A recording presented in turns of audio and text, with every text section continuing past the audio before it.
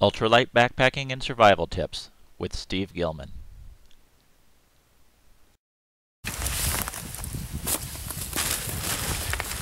I wouldn't recommend this to everyone because it's not always a comfortable way to go, especially if you're not skilled at setting up camp properly. But if you do want to go really light, one option you have is to bring a bivy sack and a very light sleeping pad and some warm clothes and just skip the sleeping bag and tent altogether. I have a 4-ounce bivy sack here that's made out of garbage bags taped together, and I have a 4-ounce sleeping pad underneath it. And if I were in colder weather, this is actually pretty comfortable here. There's a soft ground up against the edge of the cliff here, and of course I checked for rocks up above. So there's no loose rocks that are going to fall on me. But if it was colder weather, I would actually pile up some white pine needles. There's a big white pine behind the camera there that has just really soft needles, and you could gather them up by the armload underneath it. And I would make somewhat of a mattress here first, and that provides a lot of insulation. Between that and wearing a hat and gloves, you know, I've camped this way before, and it's surprisingly comfortable if you do it right. And like I say, this isn't for everyone, but if you want to go really light, maybe you want to do a long distance on an overnighter, for example, this is one way you can do it. This hat, by the way, weighs an ounce. I made it out of a sleeve of old thermal t-shirt, and the gloves weigh a ½ ounce each. So everything here is pretty lightweight. And I've slept this way in temperatures at least down into the 40s or 50s anyhow, without a sleeping bag, and been relatively comfortable.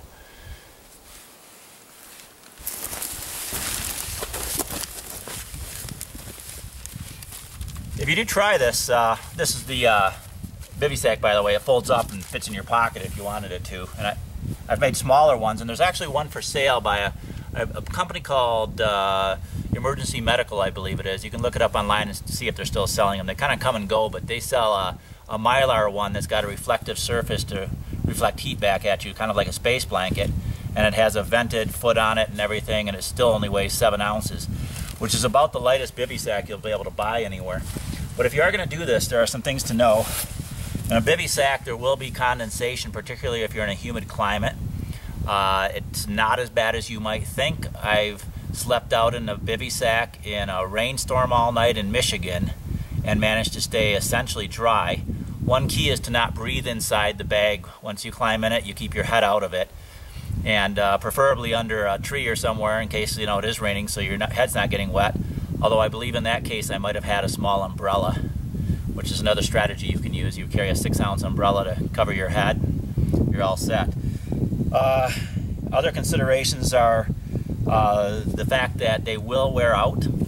You know, you're putting them right on the ground often, and little sticks will eventually poke holes through them. But the pinholes they develop won't actually allow much moisture in at all, and it's not really a concern. The one thing you should do, though, is make sure you always put the same side on the ground, because if you get holes in both sides, then rain or snow melt from above could actually seep into the bivy sack. So you want to make sure that any little holes that do develop are on the bottom. And other than that, you just got to be very aware that it's going to be a little less comfortable, and you're not going to have the protection from bugs like you would with a tent, unless of course you have a mosquito head net, which is not a bad idea. But if it's a hot night, that means you'd have to stay in the sack to have protection from the mosquitoes. So just be aware of those kind of things. You have to think more when you go with a bivy sack. Basically, you have to be willing to plan ahead and practice some skills, like making a little mattress out of dried grass, you know, for example. And then it's a lot safer, you know, if you have those skills, that practice, and the right attitude to go that light. But you can use a bivy sack and a 4-ounce sleeping pad and a very lightweight backpack, and you can go on overnighters with 5 or 6 pounds in your back, including water and food. It is possible. I've done it. It's worth a try.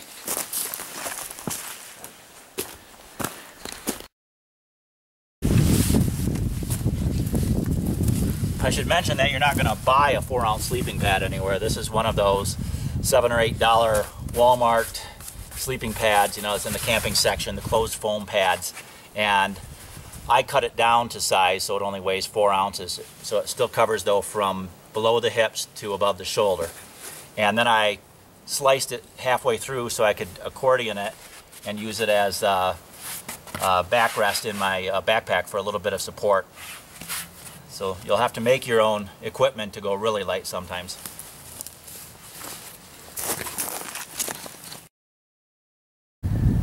When you're looking for a place to camp for the night, keep in mind that often on the south side of a valley like this, which would be the north side of a hill, you can see on up into the trees it's all snow covered.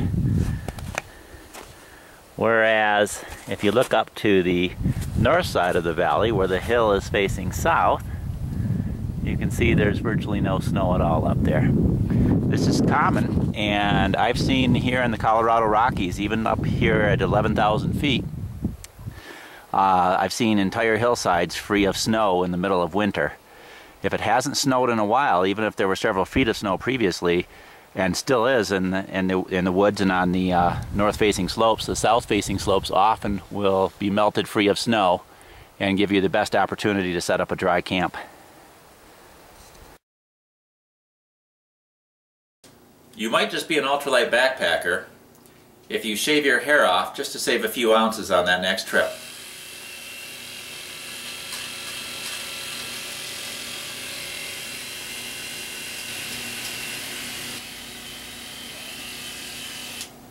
That's better.